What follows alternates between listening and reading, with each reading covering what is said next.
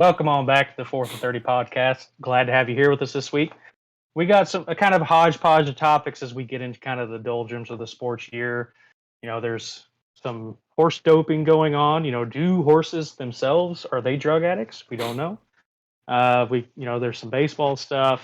And then, of course, we had the NFL draft go on. So, kind of real quick hit on the NFL draft. I don't think we'll spend too much time on it because by this point, everybody's probably hammered it to death. But Kyler, do you have any takeaways from the NFL draft? Anybody who you thought did well? Anybody you thought did poorly? Or just a pick you really like seeing for your own personal team?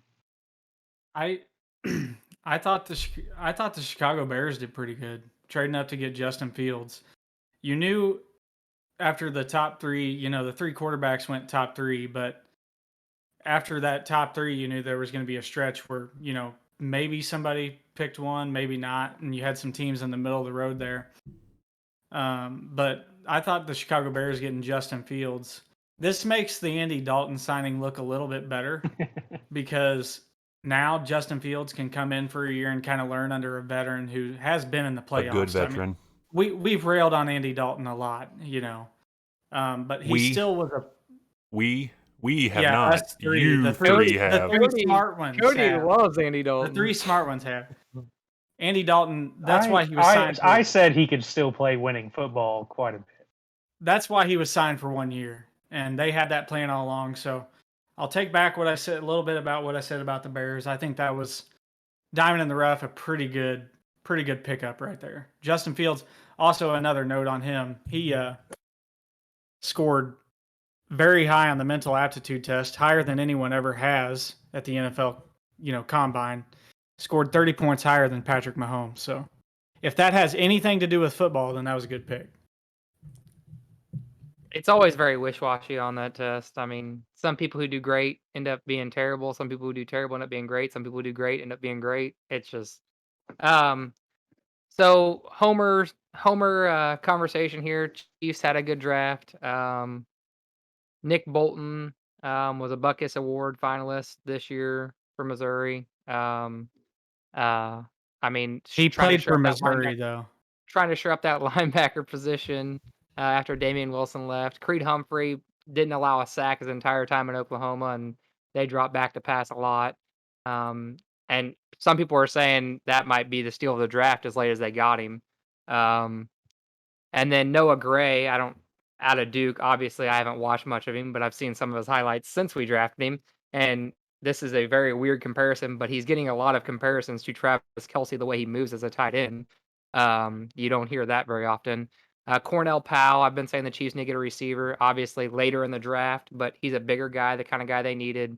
The X I've been begging him to get. I think he will, about halfway through the season, he'll start getting more reps. I don't think early on, with as much talent as we have at the receiver position early on, he'll get a lot of reps. But overall, Chiefs had a good draft. If you throw in the fact that they traded for a left tackle, basically their first round pick, I think the Chiefs did very well. Yeah, I agree that the Chiefs did do pretty well in this draft. I liked, Creed Humphrey, that pick. But to go back to Kyler, I'm happy for Bears fans that they're happy with their pick. Like, Bears fans kind of get, man, it would be rough to be a Bears fan. Well, they're obnoxious, but man, they just get dumped on so much.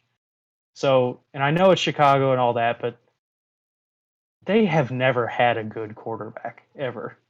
They had Jim McMahon is probably in their top tier of quarterbacks ever, and that's just kind of sucks. So, hopefully, Fields does well for him.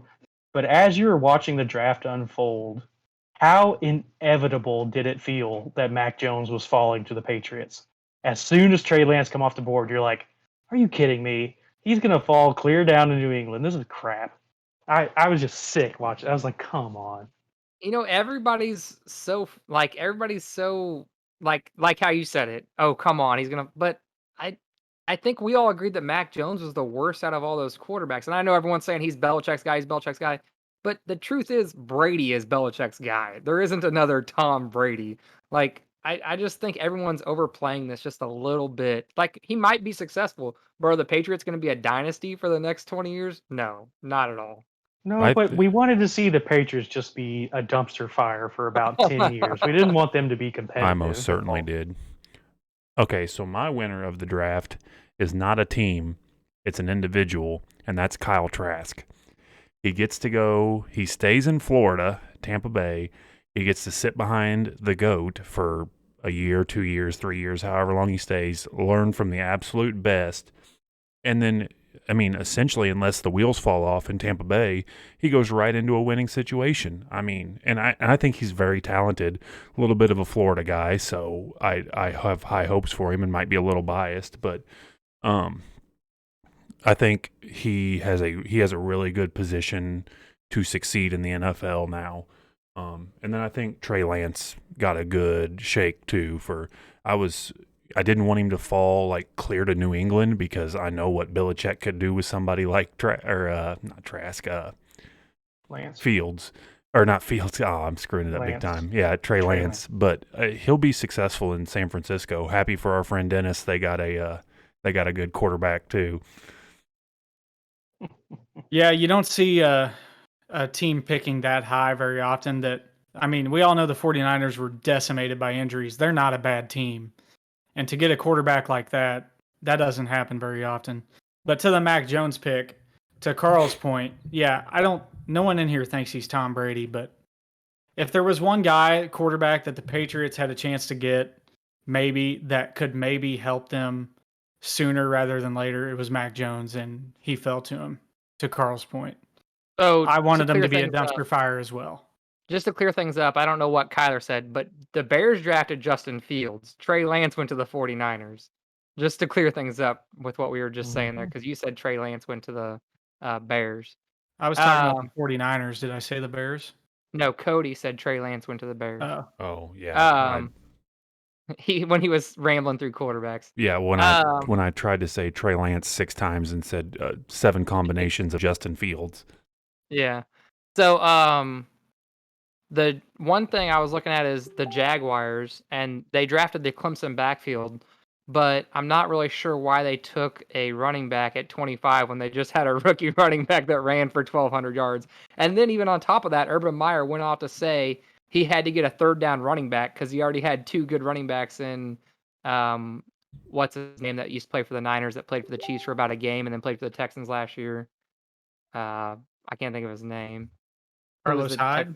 Carlos Hyde, yeah. They signed Carlos Hyde, and they have the Robinson, who just ran for over 1,000 yards, and he said that they had to draft Etney to be a third down back at number 25 overall. That's a bold strategy. So I'm going to double back to the Bears real quick.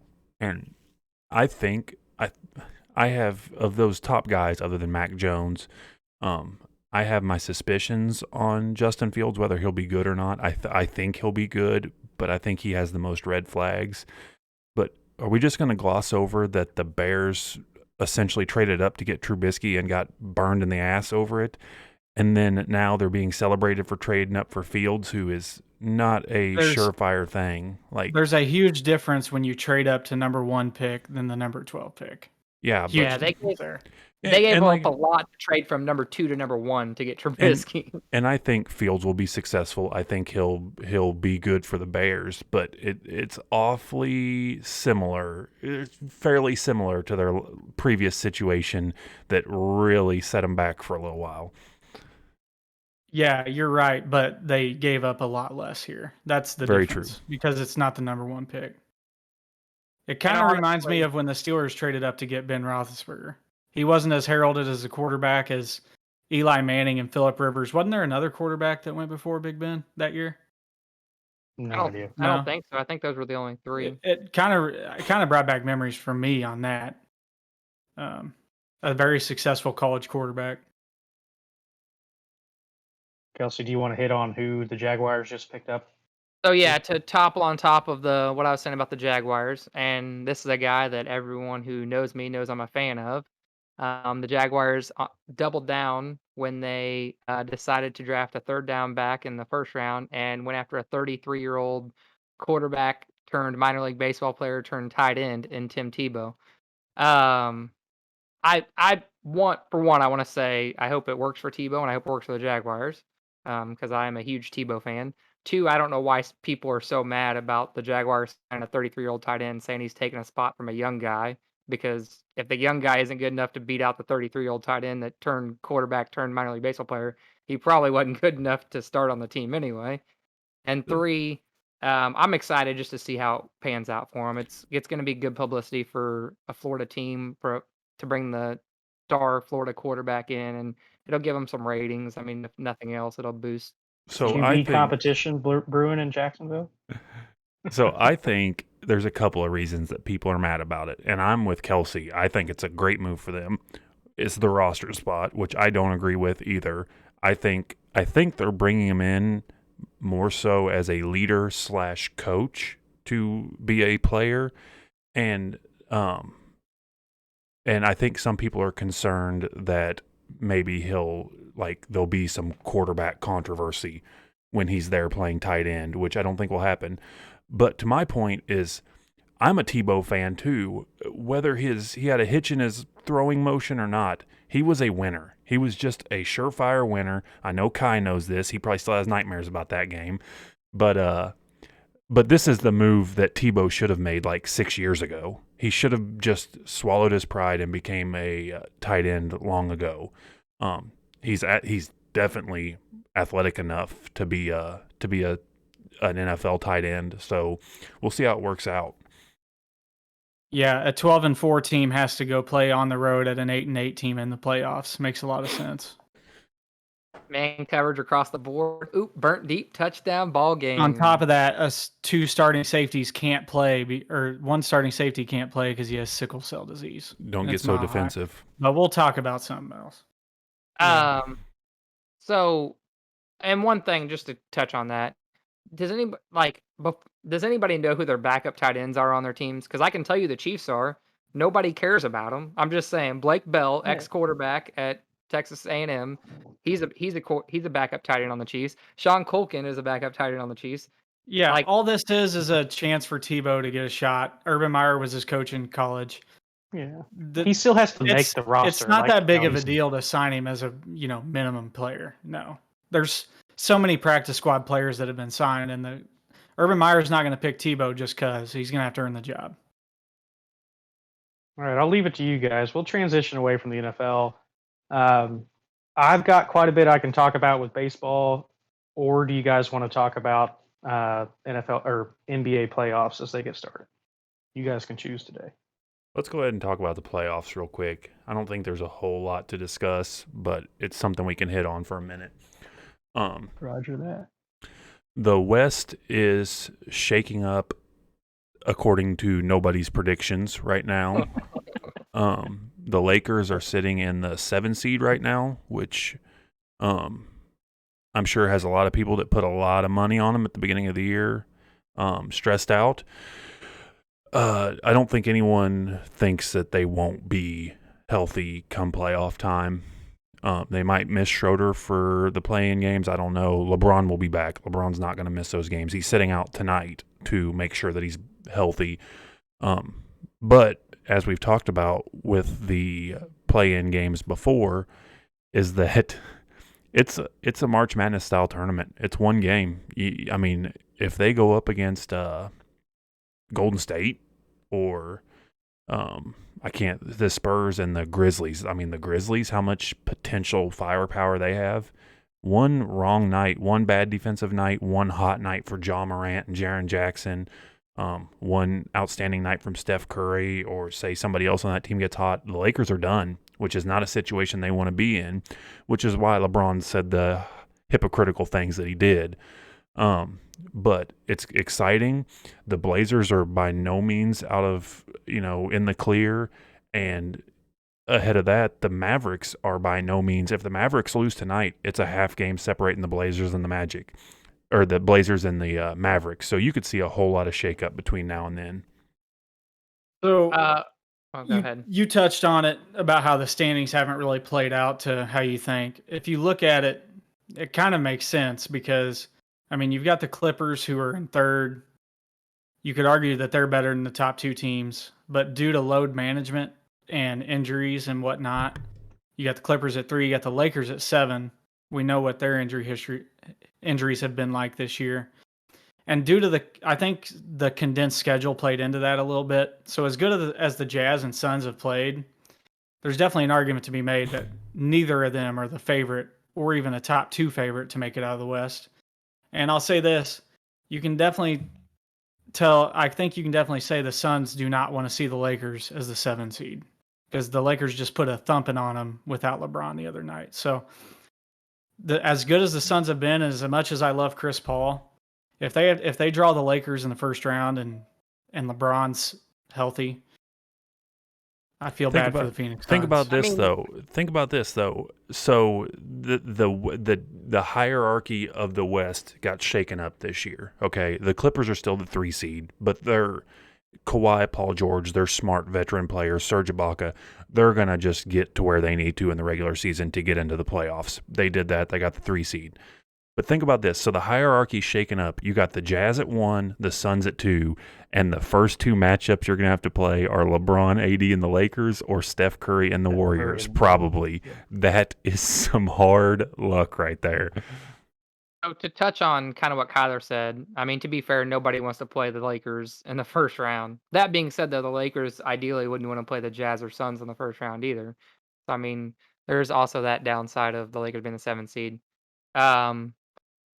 I don't even know. Right now, we all said the Warriors were going to fight back into the playoff position. The Lakers are going to finish at 5, and the Nuggets were going to finish at 6 or 7. And yeah, so clearly all of us were completely wrong on all of our predictions. Like Kyler said, the Suns don't want to play the Lakers. That being said, the Lakers would potentially have to play the Suns, the Clippers, the Jazz to make the NBA Finals, and that's not a fun ride to run through, especially when everyone's been unhealthy the entire season. They're just getting back. So honestly, the But Western Conference is about as can wide work open as it can out. be. It can work out for the Lakers to make it to the 6th seed because the Blazers still have Utah, Phoenix, and Denver left. Like those are 3 pretty hard games. So yep.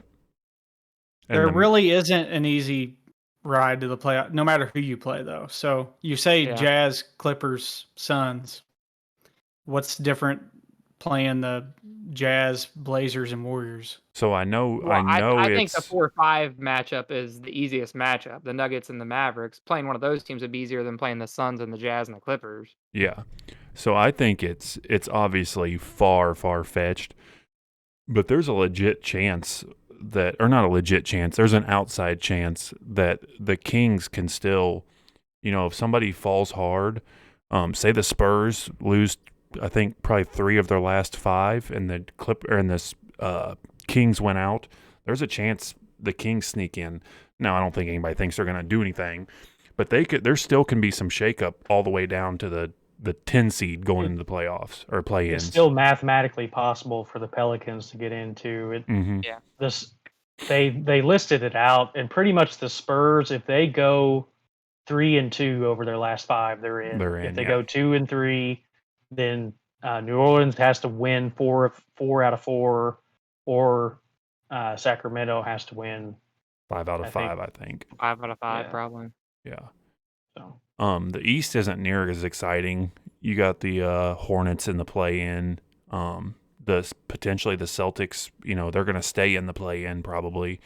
And now they're going to plummet here. Yeah, well, and technically maybe their best all-around player is out for the year. So that's a huge blow. So that gives the Hornets that much more of a chance to sneak into the playoffs. What about the Knicks, though? Beating the Lakers the other night? They kind of play fun basketball. No, they play the Lakers tonight. Oh, they play the Lakers. Who'd they beat?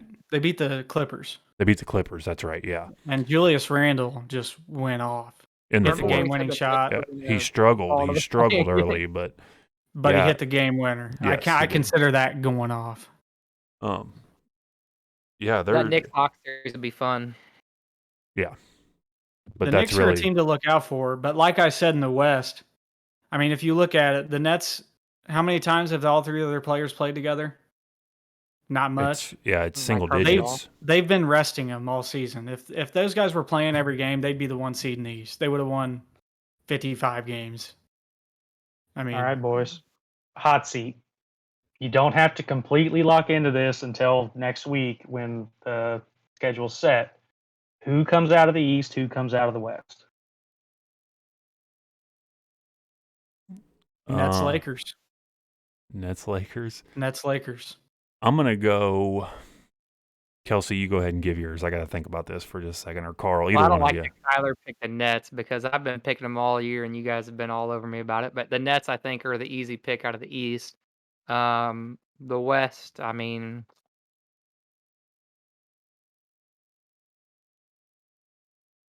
So I'm going to take the easy way out and go Nets as well in the East. But I think No, this. it's the Sixers. You're all wrong. It's the Sixers. I don't think Carl's anybody. been all about the Sixers. Yeah. I'll give the Sixers a puncher's chance, but I'm going to go Nets. I'm not even going to try to argue for Sixers or Bucks. I'm going to go Nets. And There's then just too much firepower. Yeah, and then as much as I want to pick the Lakers, and other than the Blazers, I hope the Lakers come out, but I'm going with CP3. I'm going Suns. I think if Well, they if I'm can, going to make it interesting then and pick the Jazz.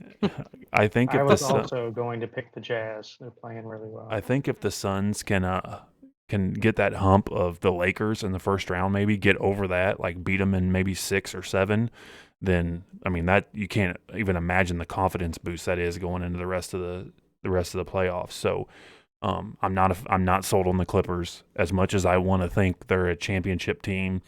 Paul George, other than when he was in Indiana, has failed to do it in the playoffs. He failed to do it in OKC. He failed miserably last year. Kawhi is obviously, there's no doubt in what Kawhi can do. But then they got somebody else out. One of their guards is out, I think. But they still got Rondo, who's a crafty veteran. Is Ibaka going to be back? That's the one I'm thinking of. I don't know if Ibaka is going to be back or not. They're deep. They've got a puncher's chance, but I'm gonna go The Suns. Clippers Nets. are going to Clipper. Yep, they will Clipper. Ibaka will return from injury this week. But you mentioned Paul George. Talk about an anomaly. That dude was a beast in Indiana when he didn't have a lot of help.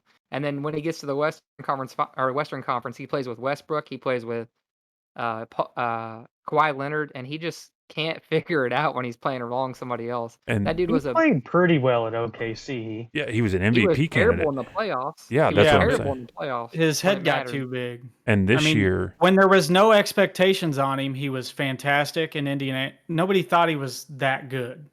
He is that good, but now that he knows he's that good, he seems to kind of not play as well. well, and then last year he called himself playoff P before the start of the bubble, and then came out and shit a brick in the first couple games, and he just never recovered from that.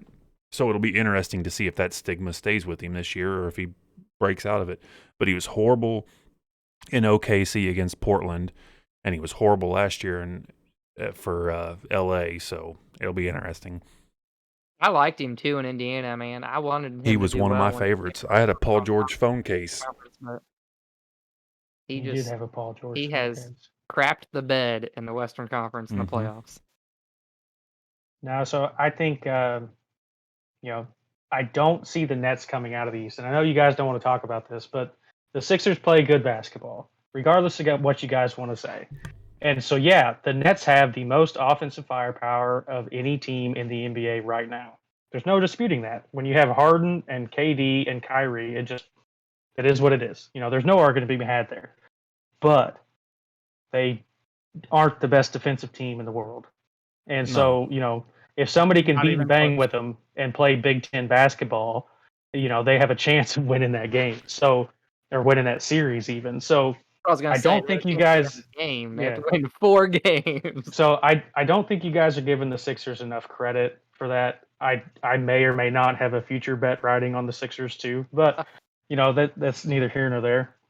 But I do think the Sixers have as good a chance as anybody to come out of the East. So Not I just a don't. puncher's chance, like an actual chance. I don't think you're wrong. I think the Sixers play good playoff basketball. They've got several elite defenders, with Ben Simmons, Embiid, and Thibault.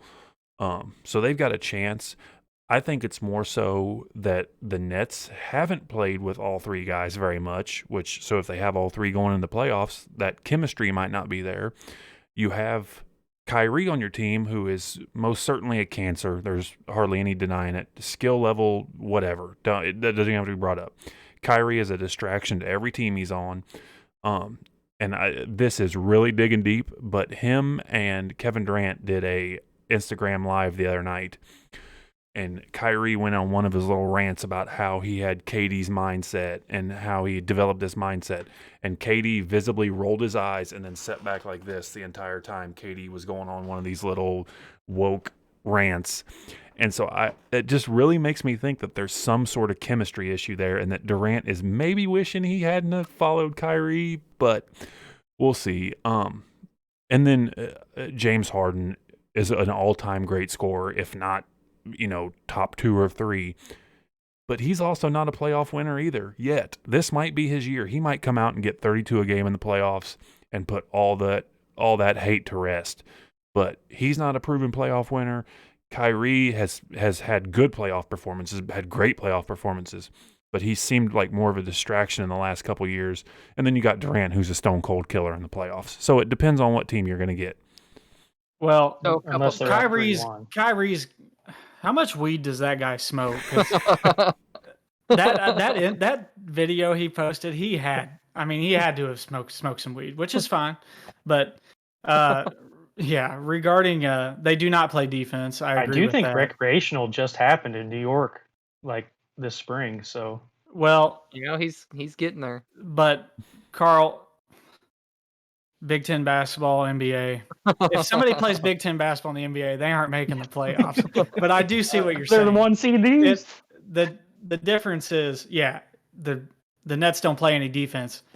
There's teams that'll score 120 points a game on them, and if the Nets aren't hitting for whatever reason, it'll be hard to win 4 games against them. But I could see it happening. I mean, Scoring the Sixers, does. The Nets. If I was the Nets, I would be worried about the Sixers and Bucks just because they play better basketball. They're just not as talented. Scoring does drop in the NBA playoffs. It's not substantial. It's not like 15 points a game, but it drops a few, maybe 5 to 10 points per game on average. And it also tends to drop. One of the better strategies for the Nets might be like, hey, take the first 8 minutes of the game, figure out which 2 of those 3 is hot, and then just kind of pull that other third one back. And so you just kind of like stand there all game and just wait for an open shot or something. But like seriously, like they're all 3 great with the ball in their hand. Mm-hmm. They're all 3 shot creators. And it's like you just can't, there's only one ball for 3 guys, and figure out which 2 are hot and roll that. The thing I told you guys this a long time ago. The Nets' best strategy is letting Harden have the ball and that's being what I was a getting ready to distributor. say. Yes, Because Harden is by far the best distributor on that team. Mhm. Oh, He's 100%. underrated as a distributor. Essentially, And go another ahead. thing is Kyrie said that, or Cody said that Kyrie's been a cancer on every team he's ever been on.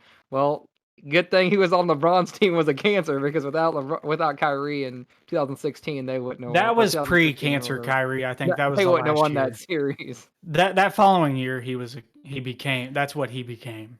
So what nobody's really talking about, because Kyrie is a point guard and Harden is a shooting guard, is that Harden is an elite point guard. I mean, when you look at it metrically and what he does, not just statistically, he is the facilitator. He is tremendous at finding open players, creating off the dribble and getting the open guys open. So essentially, they've just swapped them two. When you lock in to your what position are you in basketball, Harden's the point guard of that team. Kyrie is the shooting guard, because Kyrie is an elite shot maker.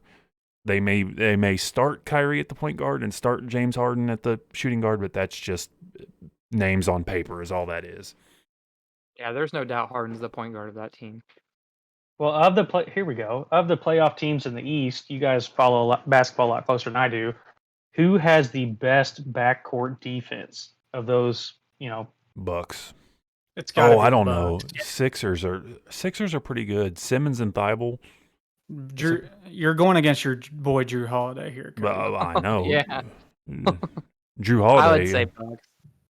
Because that's what you're going to have to do to both teams. the 6 So Nets, I think KD is going to abuse whoever it is. Harris, Tobias, who I love Tobias Harris. He's one of my favorite players. He's going to abuse Tobias Harris if they try to put Toby on him. Well, if they're Giannis- smart, they'd put Giannis on him. Well, Toby plays for the He's talking about 76ers, the so Sixers right now. And if the Sixers are Well, smart, that's they true. put They Ben are on Simmons different teams. If they're Yes. smart, the 76ers trade for Giannis. But yeah, Ben Simmons.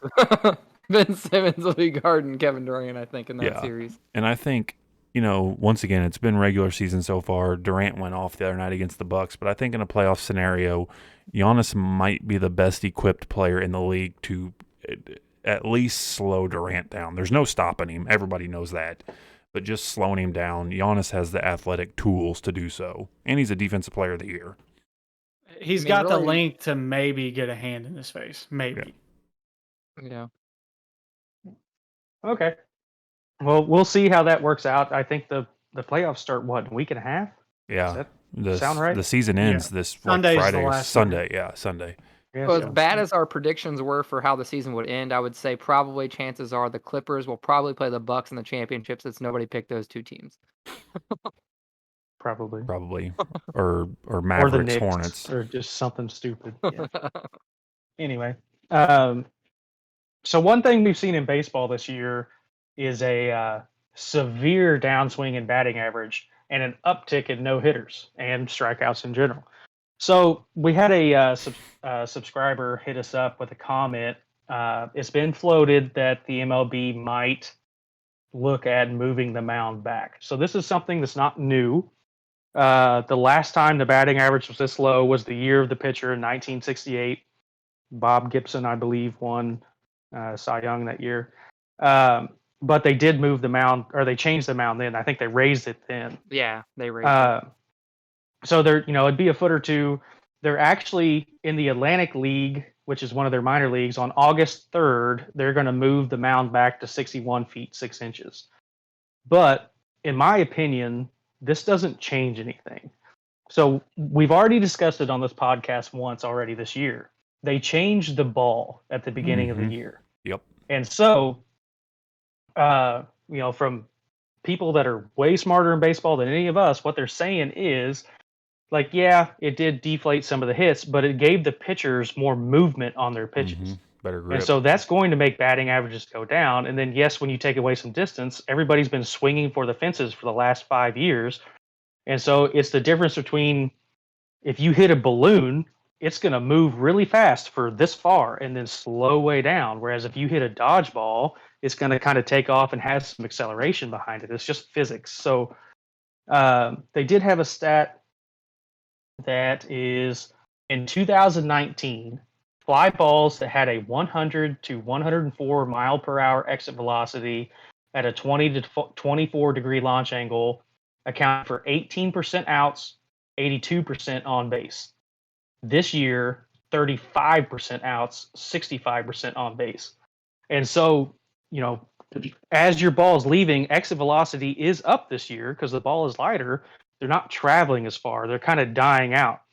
And so people, whether you want home runs or not, people are swinging for the fences. They're not swinging for average anymore. Like, we don't have any Ichiros left. And so they're not swinging for the gaps. They're not swinging to get just on base. They're swinging for the fence. And so you're going to get a lot more outs. So I think that has more to do with it than moving the mound back does. But, if this continues, they're probably going to look at something. I just think it's wrong to look at the mound first when it has worked for 60 years. Just change the ball back to where it was. That's exactly where I'm at, Carl, is that all this has there's a direct correlation between this ball and lowered batting averages. And it's like they're trying to overthink it or something and move the mound back or do this or that. Just revert the ball back. It was fine before. I think pitchers still were in a good spot beforehand. But I my favorite part of baseball is the aspect of pitching. So I love it. I love to see pitchers dominated.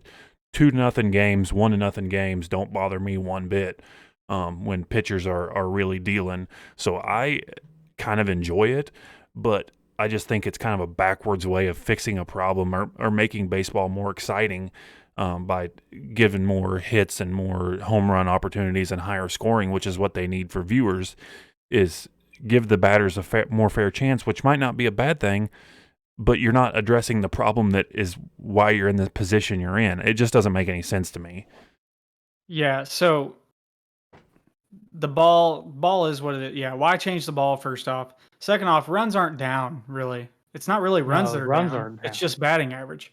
And why is that? Because nobody tries to hit the ball in the infield anymore. And why is that? Because the shift. You make the shift illegal.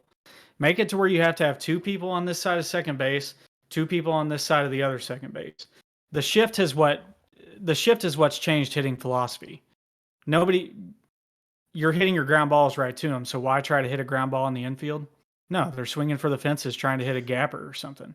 So that would be my answer to fix. And I've said it and I'll say it again. If you want more runs, get the DH in the NL. Just be done with it. You want to know what really works? What really works is when you have a lefty in the box, drag bunt against the shift down the left field side. I do it in the show all the time. It's almost a guaranteed on base. Just try it. Managers, if you're listening, just try it.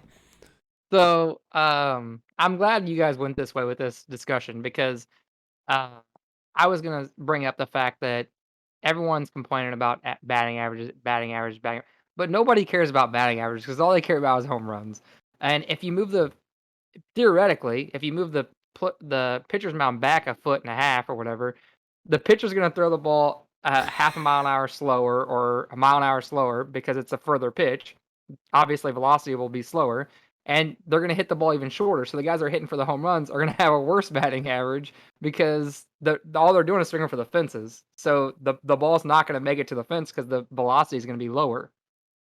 Yeah, but they broke the record for home runs 10 years in a row. Every season for the last 10 seasons, total home runs for the year. I agree with you. I think the problem is people don't hit for average. I completely agree. The problem stems from people just swinging for the fences.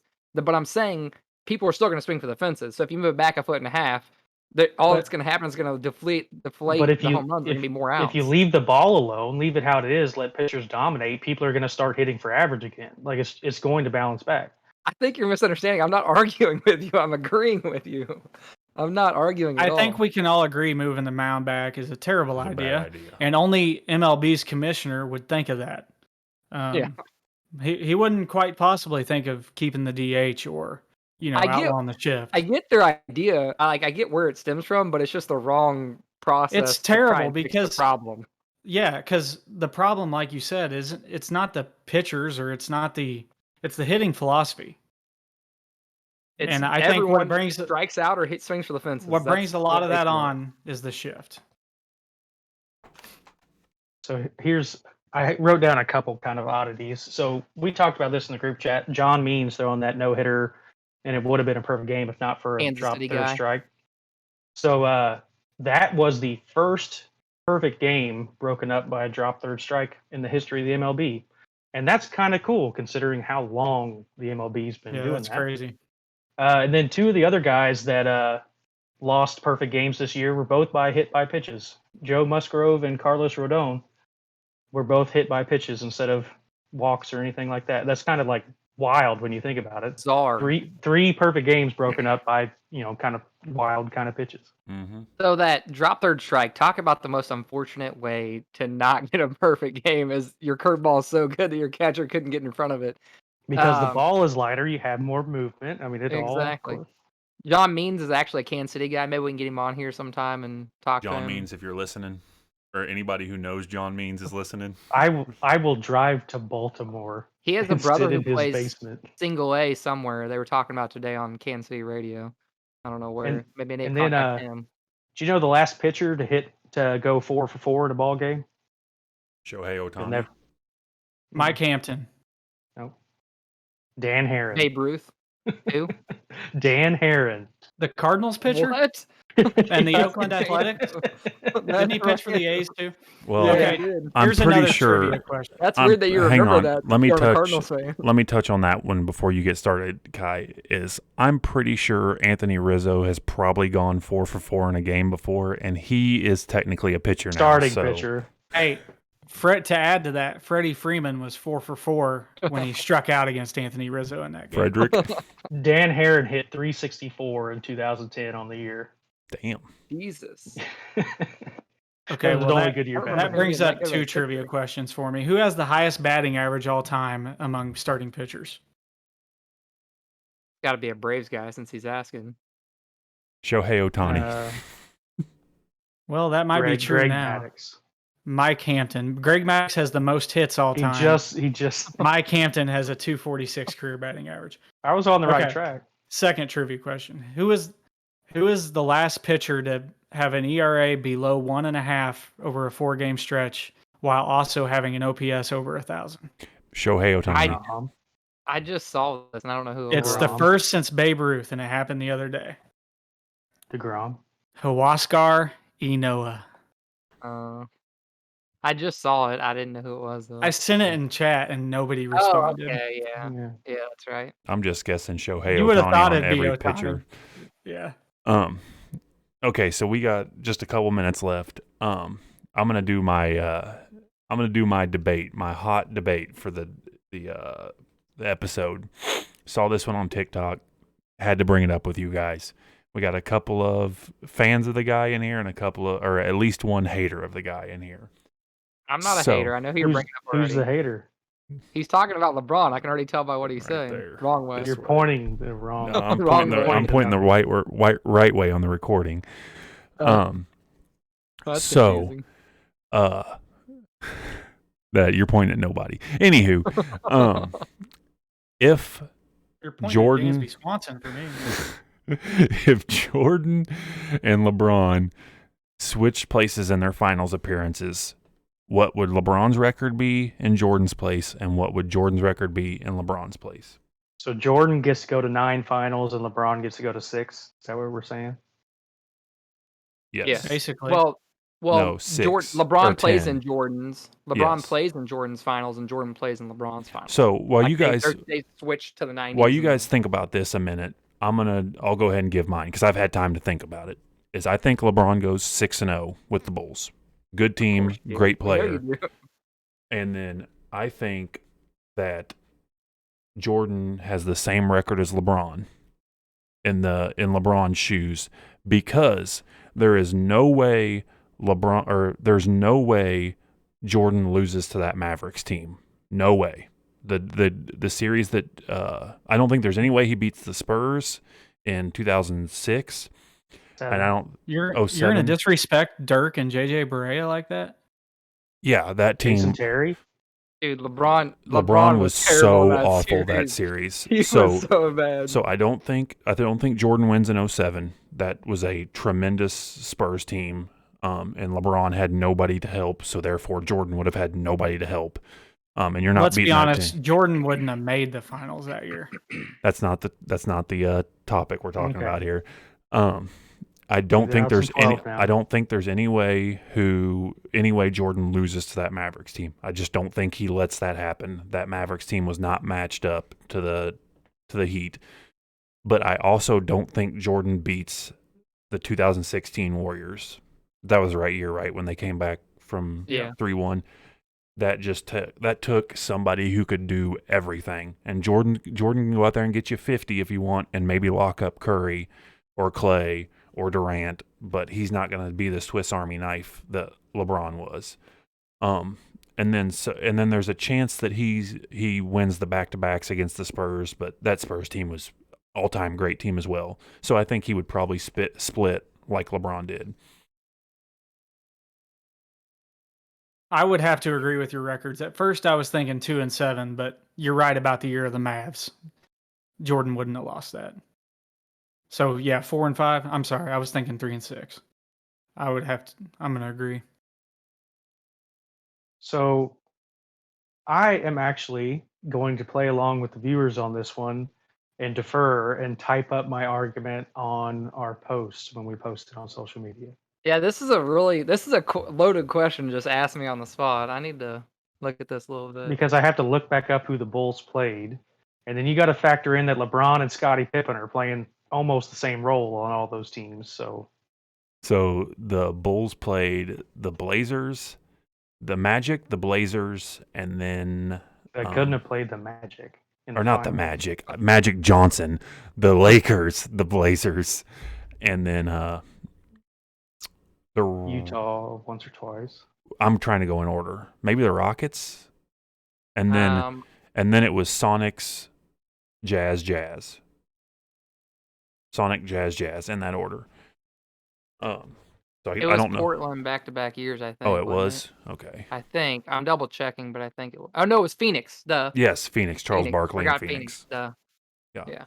And Jordan Forgot had the about better that. team in all 6 of those series. And he was the best player on the floor in all 6 of those series. And I think if you swap him and he was LeBron the out, best player on the floor his whole career. yes. Yeah. Okay. Well, I think we're going to move that to the comment section because that's almost too hot to handle. You get a touch goaty there, so I'm going to punt that. Sorry, I'm not willing to stake years of ridicule on something Cody asked me on the spot like that. So we appreciate you guys listening. Appreciate y'all tuning in. Comment back with us. You guys answer the same questions we're about to there on social media. So play along. To the commenter that threw out the baseball suggested move of the mound, appreciate you. You just heard about it, so you got our thoughts on it. And as always, tell your grandma and be good out there. Swap Kobe and LeBron. Kobe goes 9-0.